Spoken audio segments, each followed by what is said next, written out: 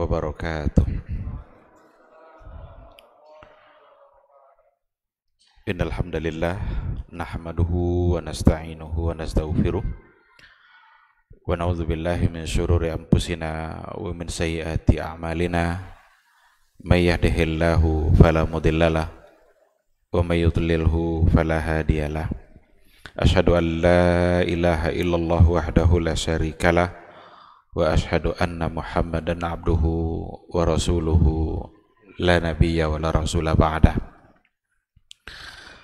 Ikhwati fillah, ma'asyiral hadirin wal hadirat, bapak-bapak, ibu-ibu yang dimuliakan Allah. Kembali kita bersyukur kepada Allah Subhanahu wa taala pada maghrib yang penuh berkah ini. Alhamdulillah kita sudah dimudahkannya untuk beribadah. Mudah-mudahan salat maghrib berjamaah yang sudah kita tunaikan itu diterima oleh Allah sebagai amal saleh yang bisa memperberat timbangan kebaikan kita di akhirat kelak. Mudah-mudahan ke depan umur yang masih tersisa hendaknya senantiasa kita gunakan untuk mendulang pahala kebaikan demi kebaikan, insya Allah. Salawat dan salam juga kita ucapkan untuk Rasulullah Sallallahu Alaihi Wasallam. Allahumma salli ala Muhammad wa ala ali Muhammad.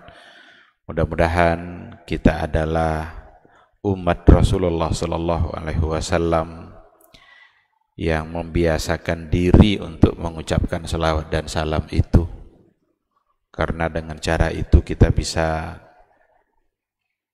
membuktikan cinta kita kepada beliau. Dan mudah-mudahan dengan cara itu juga kita bisa mendapatkan syafaatnya di Yaumul Mahsyar, sebuah pertolongan yang hanya akan diberikan oleh Rasulullah Sallallahu Alaihi Wasallam atas izin Allah Subhanahu wa ta'ala. Ikhwati fillah, ma'asyiral hadirin wal hadirat rahimani Allahu wa iyyakum. Kembali pada maghrib ini kita akan melanjutkan kajian kita dengan tema besarnya adalah Maqasidu Al-Quran. Maqasidul Quran, tujuan-tujuan kenapa Al-Quran itu harus hadir di tengah-tengah kita. Kenapa Al-Quran itu harus diturunkan oleh Allah Subhanahu wa ta'ala. Tentu ada tujuannya, tentu ada maqasidnya. Kita sudah sampaikan beberapa maqasid yang sebelumnya. Kemarin yang terakhir yang kita bahas adalah di antara maqasidul Quran itu adalah untuk membentuk sebuah keluarga yang selalu dicahayai oleh Al-Quranul Karim, dan juga untuk memberikan keadilan kepada kaum wanita. Ini yang dulu yang sudah pernah kita bahas. Jadi kalau seandainya kita ingin menjadi keluarga yang baik, benar-benar ingin menjadi keluarga yang diinginkan dan dicintai oleh Allah dan Rasul, maka panduan kita tidak lain adalah Al-Quran. Karena Al-Quran itu sudah memberikan ketentuannya secara rinci dalam persoalan keluarga, mulai dari awal adanya keinginan untuk berkeluarga itu sendiri.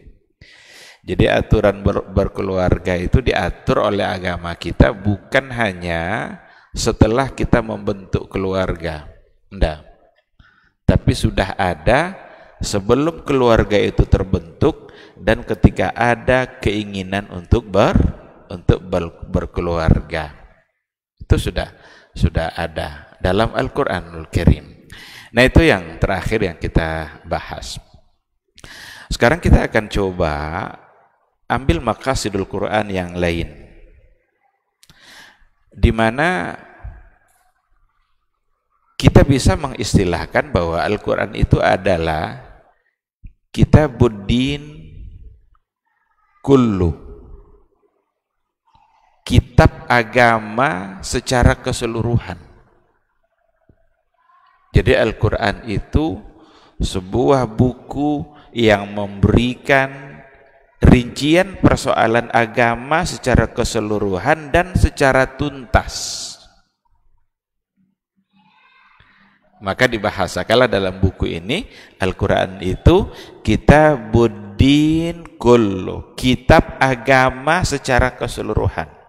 Dan itu artinya ada Al-Quran itu diturunkan oleh Allah Subhanahu wa Ta'ala untuk mengatur agama secara keseluruhan. Kenapa harus diatur agama ini oleh Allah? Karena kalau agama ini tidak beraturan, atau kalau agama ini tidak sesuai dengan keinginan Allah, maka kehidupan kita akan kacau balau. Itulah sebabnya agama itu dalam kajian Maqasidus Syariah itu masuk dalam kategori ad-daruriyatul khamsah. 5 hal pokok yang ingin dijaga oleh syariat ini. Yang pertama sekali adalah hifzuddin, adalah menjaga agama. Nah, jadi sekali lagi, min maqasid Al-Quran, di antara tujuannya Al-Quran memang secara keseluruhan Al-Quran itu untuk memberikan penjelasan terhadap agama. Lalu apa saja yang menjadi bagian dari pembahasan agama? Tentu saja nanti rinciannya akan sangat banyak sekali. Tetapi secara garis besar kita bisa membagi agama itu kepada 3 pembahasan besar. Yang pertama adalah persoalan akidah, yang kedua adalah persoalan as-syariah, dan yang ketiga adalah persoalan al-akhlaq. Ini 3 hal yang wajib diambil dari Al-Quranul Karim, karena ketiga hal ini adalah bagian terpenting dari agama. Bahkan 3 unsur utama, 3 unsur yang secara garis besar agama bisa dibagi kepada 3 ini. Ada persoalan akidah, ada persoalan syariat, dan ada persoalan akhlak. Jadi ketiga hal ini diatur oleh Al-Quranul Karim, karena memang dia diturunkan untuk mengatur agama itu. Mari kita lihat dalam persoalan akidah, Al-Quranul Karim sudah memberitahukan kepada umat manusia, Allah sudah memberitahukan kepada hambanya seputar al-aqidatus sahihah, akidah yang naqiyah, ghairu ghamidah, bayyinah ghairu ghamidah, jelas sejelas-jelasnya tanpa ada sedikit pun kaburnya. Ini persoalan akidah. Maka masalah akidah yang ada dalam Al-Quran merupakan penjelasan yang sangat mudah untuk dipahami dan sangat jelas diberikan penjelasannya oleh Allah Subhanahu wa Ta'ala. Yang mana akidah-akidah yang diturunkan di dalam Al-Quranul Karim itu membantah kesalahan-kesalahan akidah yang terjadi pada masa jahiliyah, atau pada masa di mana Rasulullah Shallallahu Alaihi Wasallam diutus menjadi Rasul. Apa contohnya? Al-Quranul Karim membantah keyakinan-keyakinan sekelompok orang yang hidup pada masa Rasul, di mana mereka itu yunkiruna wujudal khaliq, di mana kebanyakan mereka dulu itu mengingkari adanya Khaliq, adanya Allah sebagai pencipta. Ada dulu. Jadi pada masa Rasul itu sudah ada ateis, sudah ada kelompok di mana mereka menolak adanya Allah, menolak adanya Khaliq, dan bahkan mereka menganggap kehidupan kita ini akan berakhir dengan kematian. Jadi dianggapnya kematian itu adalah akhir dari sebuah proses kehidupan yang dia hadapi. Padahal kematian itu sesungguhnya adalah gerbang menuju kehidupan yang abadi. Memang berakhir kehidupan dunia kita, tapi bukan hanya sampai di situ. Itu gerbang menuju kehidupan, dan kehidupannya abadi, berbeda dengan kehidupan di dunia. Apa di antara ayat yang dikatakan oleh Allah? Mereka berkata, kelompok ateis pada masa Nabi dulu berkata, ma hiya illa hayatunad dunya namutu wa nahya wa ma yuhlikuna illa dahar. Wa ma yuhlikuna illa dahar. Jadi kata mereka, in hiya illa hayatunad dunya. Kehidupan ini tidak ada kecuali hanya kehidupan dunia saja. Itu saja bagi mereka. Namutu wa nahya. Jadi kita hidup lalu kemudian mati, ya udah selesai. Wa may yuhlikuna illa dahar. Tidak akan ada yang membinasakan kita kecuali masanya nanti ketika sudah mati, ya udah selesai. Ini kaum dahriyun namanya. Orang-orang yang memang menganggap bahwa tidak akan ada lagi kehidupan setelah kematian dan berakhir segala-galanya dengan datangnya masa kematian itu. Ada lagi dikatakan oleh mereka, waqalu, mereka berkata, in hiya illa hayatud dunya. Tidak adalah kita sekarang ini kecuali kehidupan kita di dunia, wa ma nahnu bimab'utsin. Wa ma nahnu bimab'utsin itu artinya adalah dan kita tidaklah akan dibangkitkan. Jadi mereka mengingkari hari berbangkit. Mereka mengingkari adanya Khalik, adanya Allah, kemudian mengingkari adanya hari berbangkit. Ini dulu yang diluruskan oleh Al-Qur'anul Karim. Maka turunlah ayat-ayat Allah Subhanahu wa taala meluruskan penyimpangan-penyimpangan akidah agar umat paham, agar hamba Allah itu paham bahwa kehidupan kita di dunia ini bukanlah berakhir hanya dengan kematian lalu habis selesai begitu saja, tapi akan ada kehidupan yang baru. Nah, maka ketika dikatakan bahwa Al-Qur'anul Karim turun untuk memberikan penjelasan akidah, yang pertama sekali yang diberikan penjelasan oleh Allah adalah bahwa dia sebagai Khalik dan dia ada. Bahwa Khalik itu Allah itu ada. Jangan sekali-kali terpengaruh dengan ini macam-macam yang muncul hari ini nih. Ada pula yang seolah-olah mempertanyakan apa ada ayat Al-Quran yang mengatakan bahwa Allah itu ada. Coba cari mana ayatnya. Nanya pula dia. Walaupun saya kurang yakin sebenarnya apakah benar-benar dalam hatinya mempertanyakan keberadaan Allah itu. Karena tidak mungkin rasanya seorang yang muslim untuk mempertanyakan tentang ayat yang menunjukkan adanya Allah. Ribuan ayat dalam Al-Quran bicara tentang yang menunjukkan tentang adanya Allah Subhanahu wa ta'ala. Lah, itu berarti seolah-olah kita diajak untuk meragukan keberadaannya, padahal keberadaannya sesuatu yang sangat sudah pasti. Mudah-mudahan bukan dari keyakinan dia yang sebenarnya, mungkin hanya sekedar ingin menampilkan sebuah bahasa. Karena zaman sekarang ini kayaknya kalau kita tidak ucapkan yang aneh-aneh ini kayaknya tidak hebat kita nih. Baru dianggap hebat kalau sudah mampu untuk mengucapkan hal yang aneh-aneh. Apalagi tentang akidah. Kalau berani kita berkata yang lain-lain dalam masalah akidah dianggap hebat. Padahal Al-Qur'anul Karim memberikan penjelasan dalam masalah akidah sangat jelas dan sangat mudah.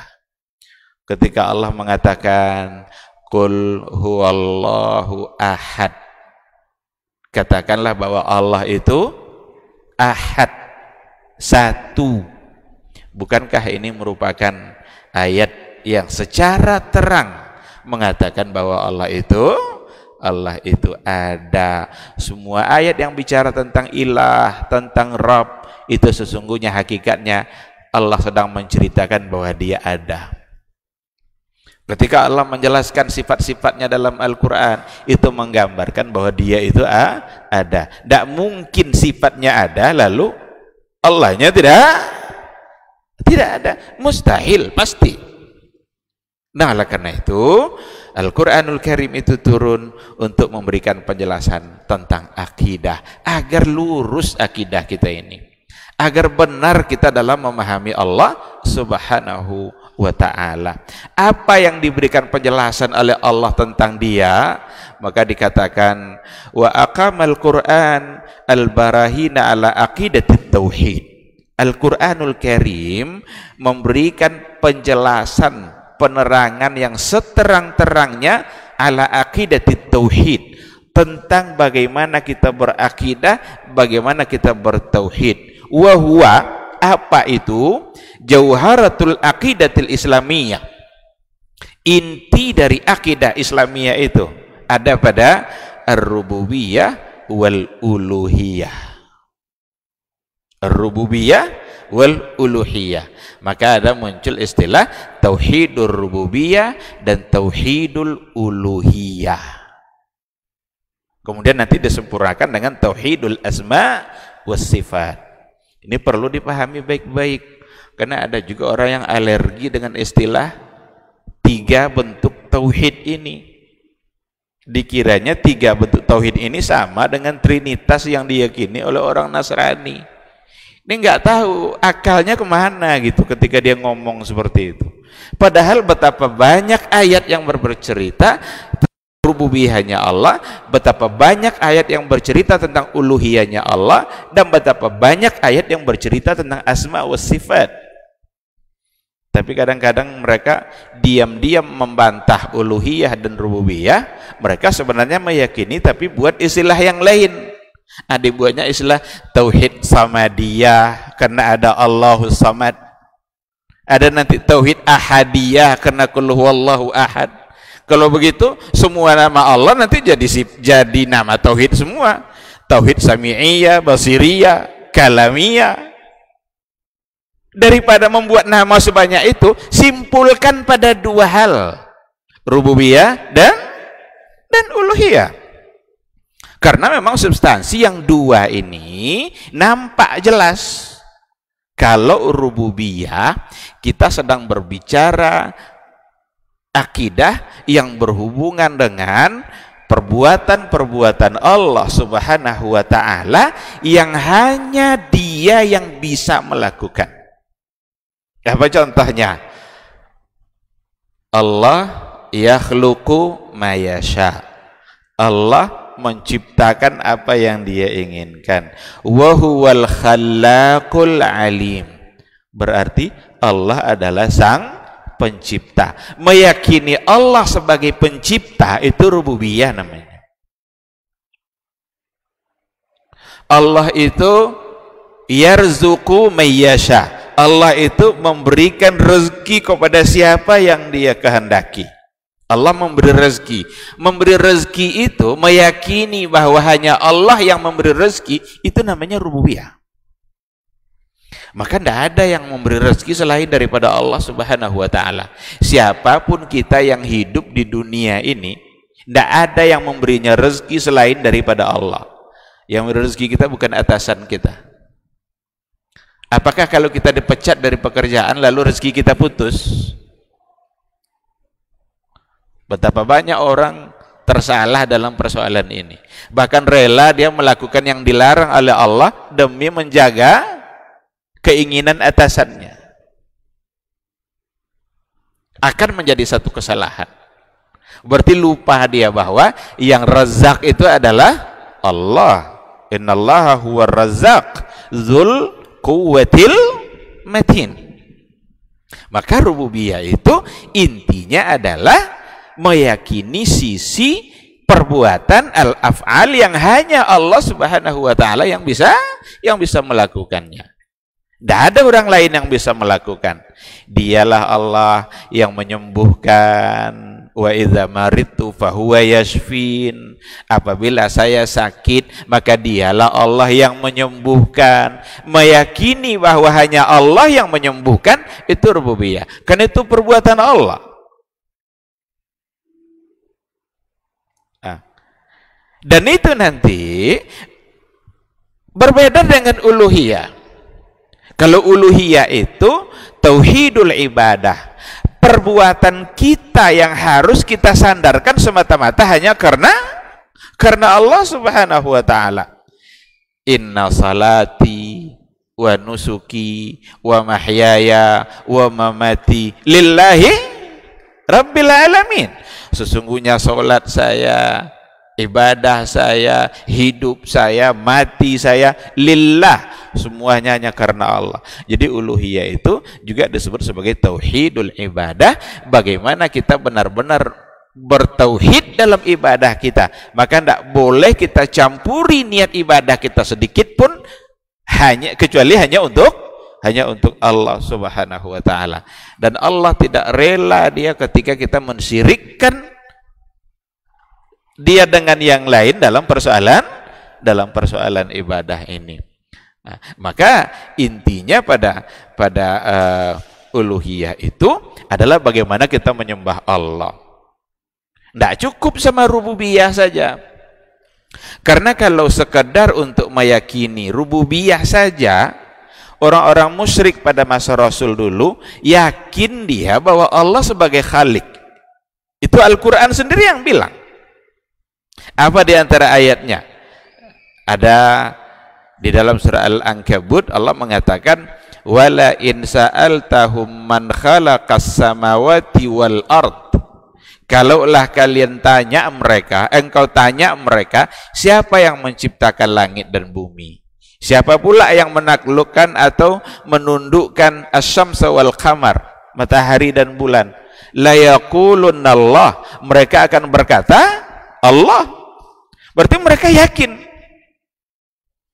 Tetapi sekadar meyakini itu saja belum cukup untuk iman. Karena harus diikutkan keyakinan rububiyah kita pada uluhiyahnya. Maka setelah Allah Subhanahu wa taala menjelaskan siapa dia dalam rububiyahnya, Allah katakan begini, dzalikumullahu rabbukum fa'budu. Dzalikumullahu rabbukum, itulah Rabb kalian, itu fa'budu, maka sembahlah hanya dia saja. Orang jahiliyah dulu ketika mereka yakin bahwa yang menciptakan alam ini adalah Allah, tapi giliran beribadah mereka menyembah patung. Mereka menyembah Hubal, menyembah Lata, menyembah Manat, Uzza. Kan ada 3 atau 4 patung besar itu, Lata, Manat, Uzza, Hubal. Giliran beribadah mereka menyembah patung, meskipun mereka yakin bahwa Allah itu yang menciptakan langit. Maka intinya pada tauhid lebih yang akan membedakan itu adalah pada uluhiyah. Dzalikumullahu rabbukum fa'budu. Fa'budu inilah kata intinya. Beribadahlah dan sembahlah hanya Allah saja. Dalam surah Al-An'am juga dikatakan oleh Allah, dzalikumullahu rabbukum la ilaha illa huwa khaliqu kulli syai' fa'budu. Itulah Rabb kalian yang la ilaha illa huwa khaliqu kulli syai', yang tidak ada ilah selain dia, menciptakan segala sesuatu. Lalu apa kata Allah? Fa'budu, sembahlah dia saja, beribadahlah hanya kepada dia saja. Maka tidak dapat dipisahkan antara uluhiyah dengan rububiyah, wajib seiring sejalan. Karena kalau sekedar pada rububiyah saja maka belumlah cukup, sebab orang-orang dulu di antara mereka juga meyakini bahwa Khalik itu adalah Allah Subhanahu wa taala. Ikhwati fillah, inilah yang pertama sekali yang ingin dijelaskan oleh Allah Subhanahu wa taala dalam Al-Qur'annya, dan untuk itulah Al-Qur'an itu diturunkan oleh Allah, agar kita memahami persoalan akidah ini, agar kita tidak dan jangan kita mempersulit diri dalam memahami persoalan akidah. Begitu mudah Allah menjelaskan siapa Dia dalam Al-Quran. Kita kalau mau kenal siapa Allah, baca Al-Quran, selesai, terjawab semua itu. Nampak oleh kita, tahu kita siapa itu Allah itu. Melalui apa? Melalui bentuk-bentuk keyakinan yang tadi itu, tauhid yang tadi itu. Bisa kita kenali Allah melalui rububiyahnya, apa yang dilakukan oleh Allah. Bisa kita kenali Allah melalui uluhiyahnya, tauhid uluhiyahnya, bahwa kita hanya bisa menyembah Allah dan hanya untuk Allah ibadah kita. Dan kita bisa mengenali Allah melalui al-asma was sifat, melalui nama-nama dan sifatnya Allah Subhanahu wa ta'ala. Coba tengok, kita kalau baca Al-Quranul Karim, ujung-ujung ayat itu selalu dikaitkan dengan nama Allah. Wa huwas samiul basir, wa huwas samiul alim, wa huwal khallaqul alim, wa huwa syadidul iqab. Itu semua Allah sedang menceritakan ke kita siapa Dia. Kalaulah kita pahami satu saja dari sekian nama Allah itu, berubah hidup kita. Syadidul iqab umpamanya. Allah itu syadidul iqab. Apa arti syadidul iqab? Maha dahsyat iqabnya. Dahsyat hukuman Allah itu. Tidak akan ada orang yang sanggup menahan siksa Allah itu. Jangankan api neraka, api di dunia saja kita sudah tidak mampu. Kalaulah benar-benar masuk ke dalam hati kita bahwa Allah itu syadidul iqab, dan kita paham bahwa Allah akan memberikan iqabnya terhadap dosa dan kesalahan, maka yakinlah itu akan bisa merubah kehidupan kita agar tidak terjatuh kepada dosa dan kesalahan. Tapi kadang-kadang syaitan itu lebih kuat, lebih berhasil dalam membisikkan sesuatu kepada kita, sehingga yang teringat bukanlah syadidul iqabnya, tapi yang teringat justru kemawahan-kemawahan dunia saja, yang membuat dia lupa dengan Allah syadidul iqab, sehingga dia tidak lagi memikirkan mana yang halal dan mana yang haram. Kalaulah senantiasa di pikirannya ada syadidul iqab, akan ada terus depan dia yang halal untuk saya ambil, yang haram untuk saya tinggalkan. Pasti itu. Karena memang Al-Quran itu pembimbing kita dalam persoalan iman dan dalam persoalan akidah. Ini yang pertama. Yang kedua, bagian dari agama. Kalau tadi akidah, yang kedua bagian dari agama itu adalah syariah.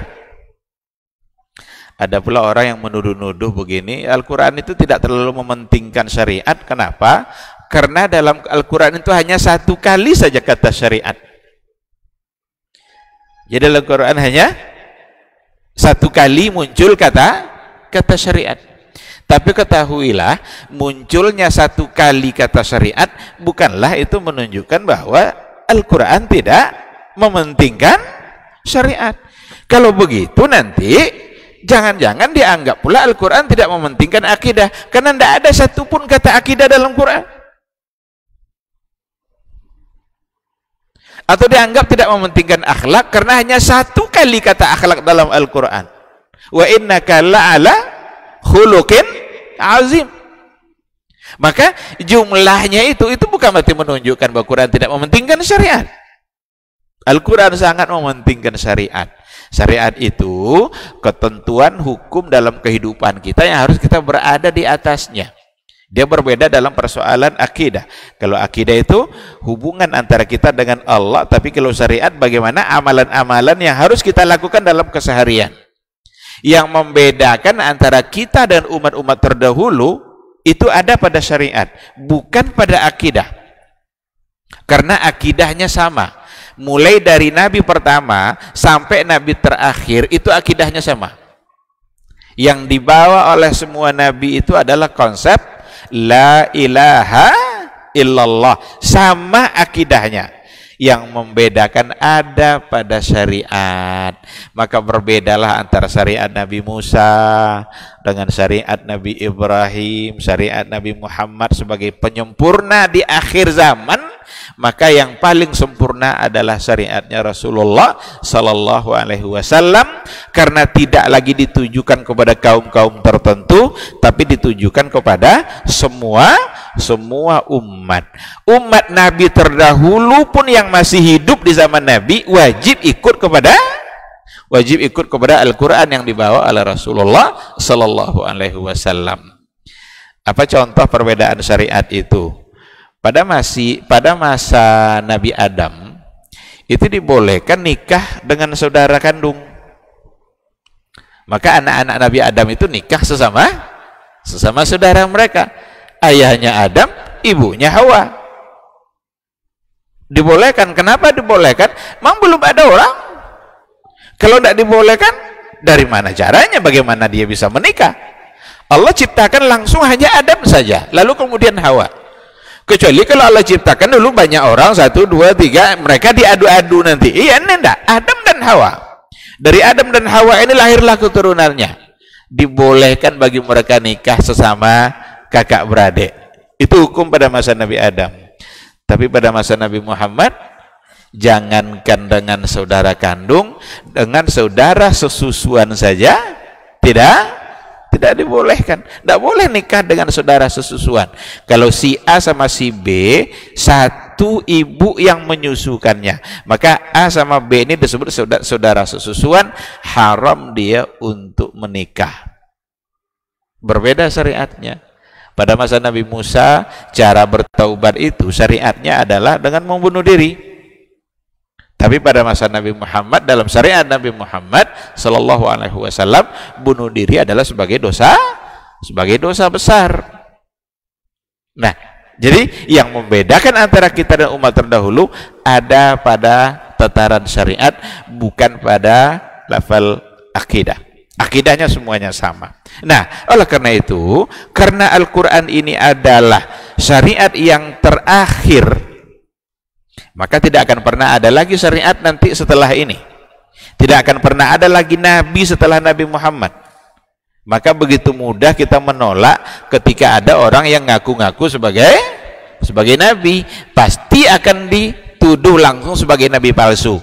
Karena Nabi sendiri mengatakan, la nabiyya ba'di. Tidak akan ada lagi Nabi sesudah saya. Nah, dikarenakan oleh Al-Quran sebagai kitab yang terakhir, syariat yang terakhir, maka dia mencakup semua lini kehidupan kita.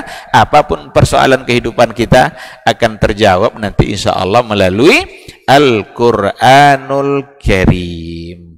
Karena memang Al-Quran diturunkan untuk itu. Maka kita tengok redaksi-redaksi ayat Al-Quran itu kan memanggil kita semua itu. Dan ada 2 redaksi, ada dengan ya ayyuhan nas, wahai manusia, ada dengan ya ayyuhallazina amanu, wahai orang-orang beriman. Bagi orang Arab, panggilan ya ayyuhallazina amanu ini, mereka merasakan itu panggilan yang berbeda sebelumnya dengan yang sebelumnya. Karena yang biasa diucapkan oleh mereka apa sebelum turun ayat seperti itu? Mereka sering menyebut nama kabilahnya, umpamanya ya Bani Fulan, ya Bani Fulan, ya Ajam, ya Arab. Itu yang biasa mereka ucapkan. Terkagum-kagum mereka ketika mendengarkan panggilan Allah, ya ayyuhallazina amanu, ya ayyuhan nas. Maka itu uslub Al-Quran. Sama dengan assalamualaikum. Itu assalamualaikum itu uslub akidah, bukan sekedar bahasa Arab itu. Karena orang bilang tidak apa-apalah kita ganti aja assalamualaikum, terus selamat pagi, selamat siang, selamat sore. Tidak cukup. Kalau selamat pagi, paginya yang selamat selamat sore. Jadi setiap keadaan disebutkan selamatnya. Al-Quran membahasakan dengan bahasa yang sempurna maknanya. Assalamualaikum warahmatullahi wabarakatuh. Mau pagi, mau siang, mau sore, mau malam. dan hubungannya bukan hanya dengan keselamatan tapi ada keberkahan. Maka assalamualaikum itu lafaz iman, hanya milik yang umat Islam yang diajarkan oleh Allah. Jangan coba-coba ganti itu. Karena di situ ada akidah, di situ ada tauhid. Kita menyandarkan keselamatan kita kepada Allah Subhanahu wa taala. Tidak akan selamat kita kecuali kalau Allah yang memberikan keselamatan itu. Dan tidak hanya dengan keselamatan, ada lagi warahmatullahi wabarakatuh, rahmatnya, kasih sayangnya dan keberkahannya. Yang pertama mengucapkan assalamualaikum itu Adam alaihissalam. Ketika selesai dia diciptakan oleh Allah Subhanahu wa taala, disuruh dia menghadap kepada para malaikat dan Adam mengucapkan assalamu alaikum warahmatullahi wabarakatuh. Begitu berdasarkan kepada sebuah riwayat. Maka bukanlah hanya sekedar bahasa sapaan sehari-hari, karena ada kecenderungan orang memandang seperti itu. Sok-sok Arab sekarang diganti. Kan sekarang ada ajakan untuk membenci Arab, bahkan membenci bahasa Arab. Ketahuilah, sesungguhnya yang mereka benci bukan bahasa Arab tapi Islam. Tapi Islam. Tidak mungkin kita berpisah dari bahasa Arab. Akal, tidak ada bahasa Indonesianya. Itu bahasa Arab.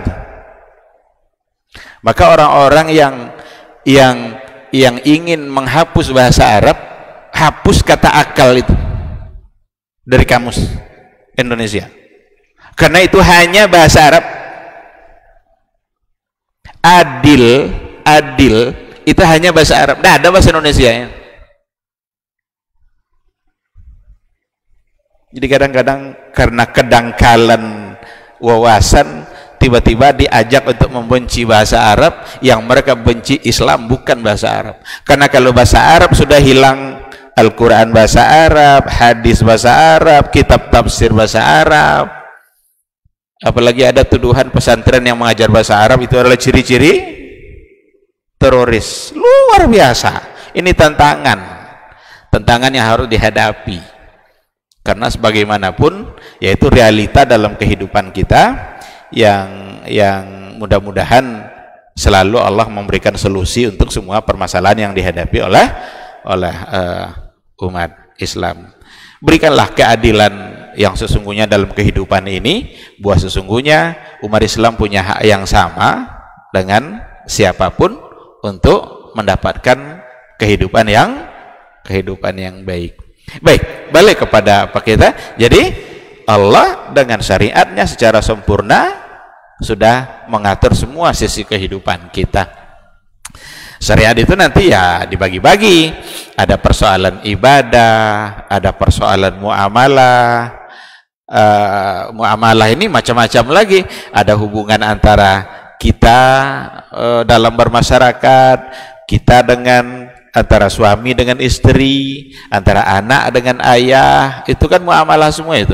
Kalau ibadah itu orientasinya adalah bainal abdi wa rabbihi, antara hamba dengan Rabbnya.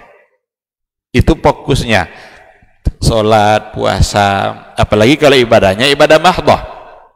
Tapi kalau sudah bicara muamalah itu nanti fokusnya bainal abdi wal akhar, antara seorang hamba dengan saudaranya yang lain.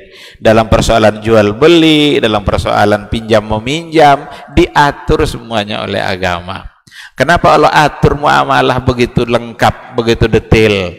Itu semua untuk kemaslahatan kehidupan kita.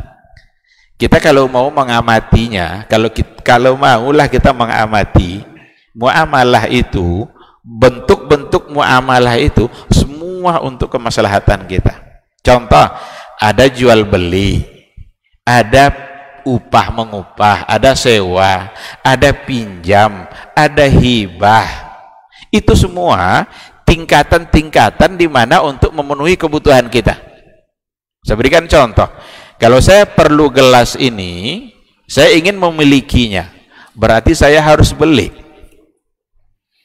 Kalau saya mau kendaraan, saya ingin memilikinya, berarti masuk dalam bab jual beli. Tapi apa semua orang mampu membeli mobil? Tidak.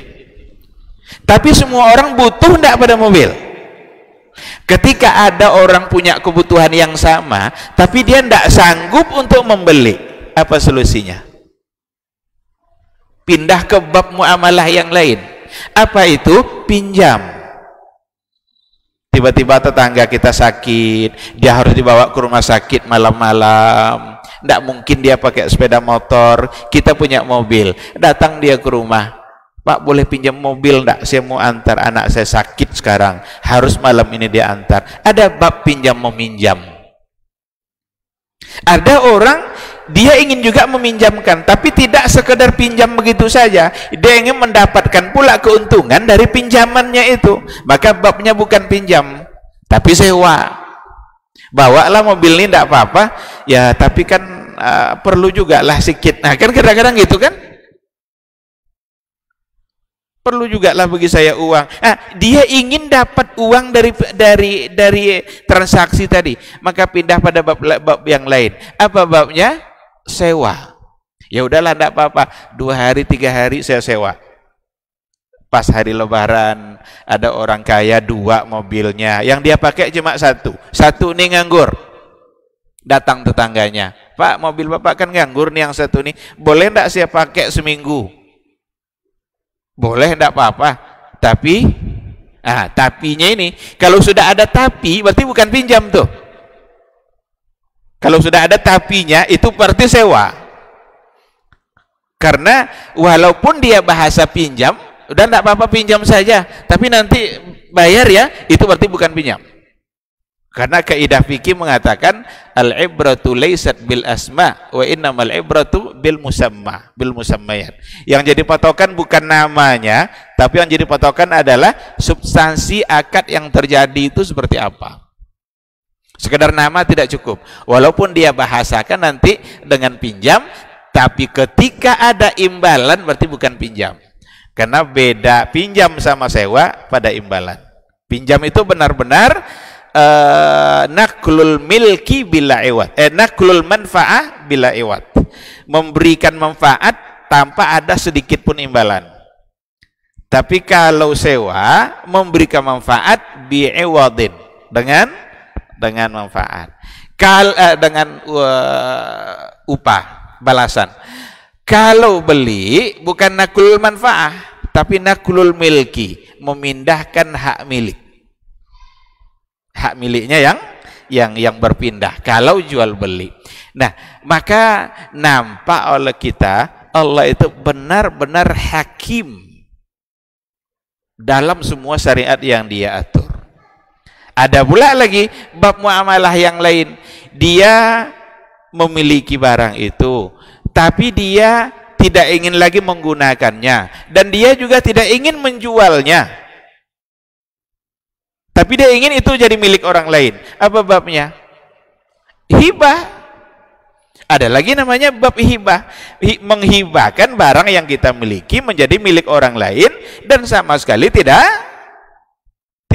mendapatkan manfaat apa-apa kecuali pahala dari Allah Subhanahu wa taala. Nah, jadi ikhwati fillah, poin yang kedua ini adalah persoalan syariat. Insyaallah kita sambung sedikit nanti setelah azan karena waktu sudah masuk. Kita jawab dulu suara azan.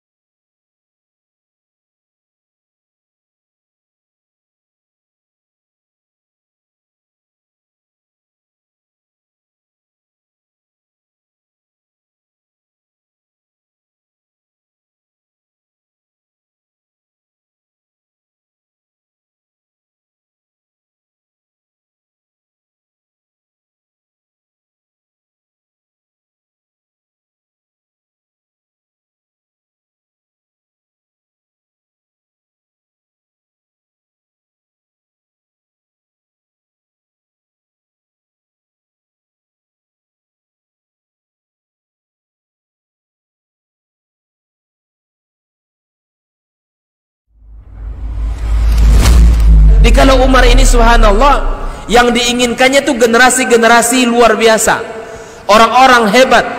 Lalu kemudian apa yang dilakukan oleh Umar? Fa'asta'miluhum fi ta'atillah, aku gunakan mereka ini di dalam ketaatan kepada Allah. Ketika kaum muslimin itu memiliki penyakit namanya wahan, yaitu hubbud dunya wa karahiyatul maut, cinta dunia dan takut akan kematian. Lalu Nabi menjawab dengan yang lebih penting. Apa itu? Madza a'adatta laha, apa yang engkau siapkan untuk kiamat itu. Bin Sulaiman tadi, inti yang bisa kita ambil apa? Solehkan diri kita. Solehkan diri kita sebelum mencari rezeki. Karena kalau kita tidak soleh, kalau kita tidak bertakwa kepada Allah Subhanahu wa ta'ala dalam mencari rezeki itu akan terasa sulit.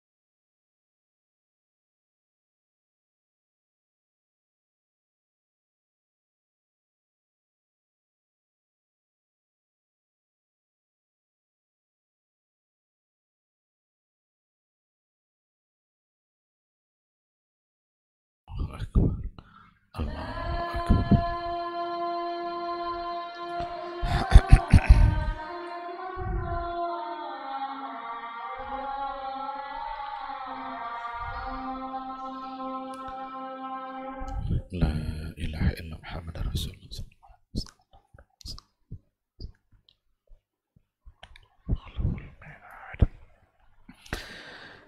Bismillahirrahmanirrahim. Alhamdulillah wassalatu wassalamu ala Rasulillah wa ala alihi wa ashabihi wa mawalah. Ikhwati fillah, ma'asyiral hadirin wal hadirat rahimani Allahu wa iyyakum. Tadi kita sudah sampai pada sebuah penjelasan yang memastikan kepada kita bahwa syariat Allah Subhanahu wa ta'ala merupakan syariat yang sangat sempurna, yang memberikan kemaslahatan dalam kehidupan kita.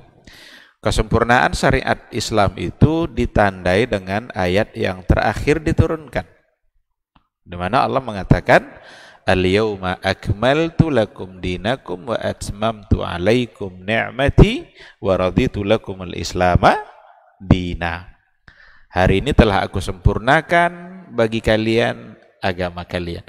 Kata akmaltu itu menggambarkan bahwa syariat Rasulullah Sallallahu Alaihi Wasallam memang adalah sesuatu yang sudah sempurna, maka tidak perlu lagi kita tambah-tambah, tidak perlu lagi kita buat yang baru. Kita cukup dengan apa yang diajarkan oleh Rasulullah Sallallahu Alaihi Wasallam agar kehidupan kita menjadi selamat baik di dunia maupun di akhirat. Kalau ditambah-tambah, apalagi dengan merubah-rubah yang diajarkan oleh Nabi, itu jangan-jangan membuat kita justru bermasalah di akhirat kelak. Akan bermasalah. Nanti Rasulullah Shallallahu Alaihi Wasallam menunggu umatnya di telaga Haud. Ada Haud, telaga Kautsar, orang sering sebut dengan telaga Kautsar. Nabi yang langsung menuangkan minuman itu. Kasih dituang, langsung diminum. Man syariba minhu lam yazma abadan. Man syariba minhu lam yazma abadan.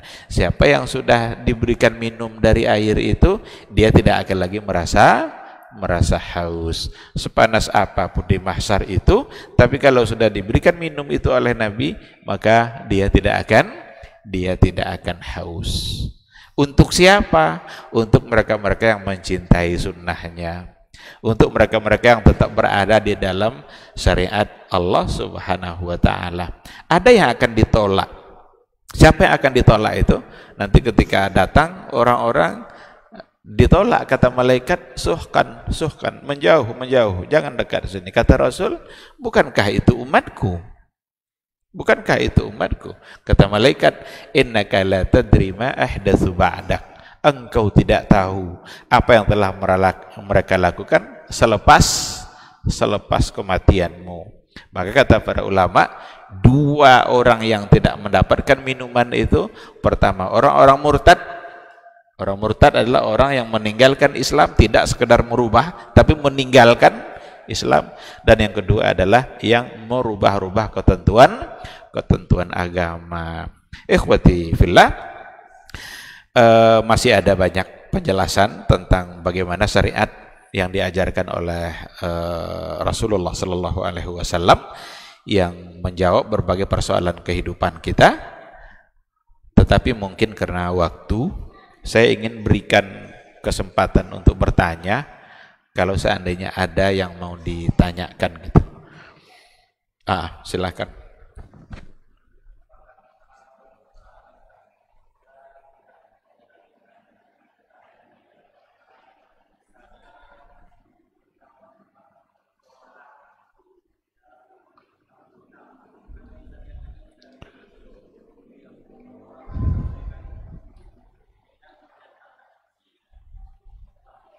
Iya. Iya. Iya.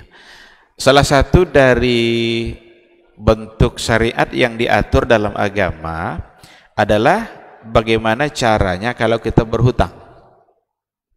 Itu ada dalam agama. Bahkan ayat yang terpanjang itu ayat hutang. Namanya ayat mudayanah, ayatul mudayanah. Satu halaman persis. Al-Baqarah 282. Ya ayyuhallazina amanu iza tadayantum bidainin ila ajalim musamma faktubu. Hai orang-orang beriman, jika kalian berhutang, maka catatlah. Berarti ada perintah catat. Maka tata cara berhutang dalam Islam itu dengan mencatat. Dan itu perintah agama. Namun muncul satu pertanyaan, apakah kalau kita tidak catat lalu kita berdosa? Karena ini perintah. Nah, disinilah pentingnya kaidah-kaidah usul fikih di dalam memahami ayat Al-Quran.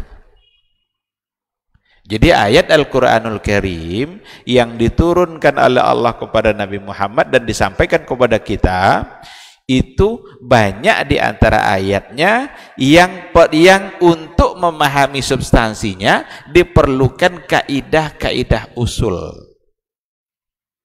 Dengan kaidah itu kita menjadi paham. Apa contoh kaidahnya? Al-aslu fil amri lil wujub. Hukum asalnya perintah itu menunjukkan wajib. Illa madallad dalilu ala khilafi dzalik, kecuali apabila ada dalil atau qarinah yang menunjukkan memalingkan dia kepada makna selain wajib. Maka semua perintah hukum asalnya wajib. Hukum asalnya, kecuali ada nanti yang memalingkan.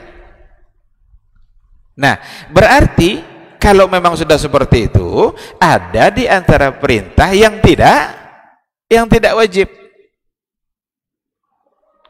Nah, apakah perintah mencatat ini sampai ke tingkat wajib, ataukah ternyata dia tidak sampai ke tingkat wajib karena ada qarinah yang memalingkannya kepada selain wajib? Karena angkanya kecil, yang kemungkinan mungkin juga dia tidak mau pinjamkan tapi mau memberikan aja. Tidak pun nanti dia bayar mungkin tidak masalah. Tapi ketika ada orang meminjam sampai 100 juta, 200 juta, jangan coba-coba tidak dicatat.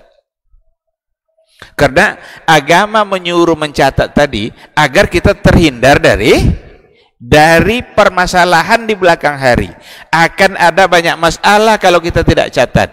Jangan-jangan dia ngaku-ngaku tidak pernah saya berutang. Mana buktinya? Repot kita. Atau dia ngaku-ngaku sudah bayar, saya sudah bayar kemarin, masa kamu tidak ingat? Maka membayar hutang pun perlu ada dokumentasi.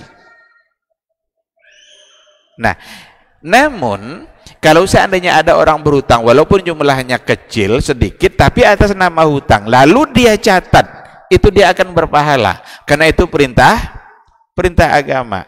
Namun hukumnya seperti tadi, ada saatnya di antara hutang yang memang tidak tidak akan berdosa kalau seandainya tidak dicatat, tapi ketika kita akan ragu akan menimbulkan permasalahan di belakang hari, maka catat.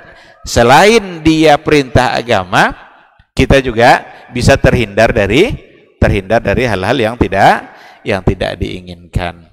Nah, oleh karena itu para ulama untuk perintah yang ada pada ayat tadi memang mengatakan tidak sampai ke tingkat wajib, itu hanya lin nadab. Namun akan bisa meningkat menjadi sebuah keharusan untuk hal-hal yang dikhawatirkan akan memunculkan masalah di belakang hari. Karena berapa banyak orang yang ketika semangat imannya berkurang, lalu dia berbohong atau menipu dalam persoalan muamalah dengan saudara-saudaranya yang lain. Wallahu subhanahu wa ta'ala a'lam. Ada lagi? Tidak ada? Baik, mungkin kalau tidak ada, kita lanjutkan pada pertemuan yang akan datang insyaallah. Saya tengok barangkali memerlukan penjelasan tambahan nanti untuk persoalan as-syariah ini, karena ada satu sisi lagi yang belum kita jelaskan, akhlak. Buah Quran diturunkan oleh Allah untuk menjelaskan secara tuntas masalah akidah, secara tuntas masalah syariat, dan secara tuntas masalah akhlak. Insya Allah kita sambung pada pertemuan yang akan datang. Semoga majelis ini menjadi ibadah bagi kita bersama yang membuat kita semakin mulia di sisi Allah Subhanahu wa taala. Amin amin ya rabbal alamin. Subhanakallahumma bihamdika asyhadu an la ilaha illa anta astaghfiruka wa atubu ilaik. Wassalamualaikum warahmatullahi wabarakatuh.